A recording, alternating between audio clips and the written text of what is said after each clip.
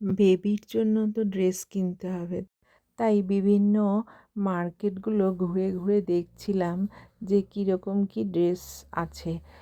বাচ্চাদের ড্রেসগুলো দেখে এত ভালো লাগছিল, অনেক বছর পর যেহেতু, তাই মনের মধ্যে একটা অন্যরকম অনুভূতি আসছিল। মনে হচ্ছিল সব কিনি, কিন্তু বেশি জামা কাপড় কিনলে দেখা যায় যে পরে অনেক জামা কাপড় ছোট হয়ে যায় আর বাচ্চা পরতেও পারে না। আমি বেবির জন্য কি কি কিনেছি সেটা তোমাদের পরে আরেকটা ভিডিওতে শেয়ার করব। আজকের এই ব্লগটা তোমাদের কেমন লাগলো অবশ্যই জানিও।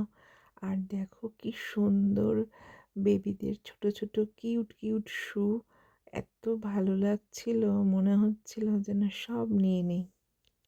আজকে ভিডিওটা ভালো লাগলে অবশ্যই একটা লাইক করো, আর যদি আমার নেক্সট ব্লগ দেখতে চাও তাহলে ছেড়ে যাওয়ার আগে অবশ্যই পেজটাকে ফলো করতে ভুলো না। Tata, bye bye.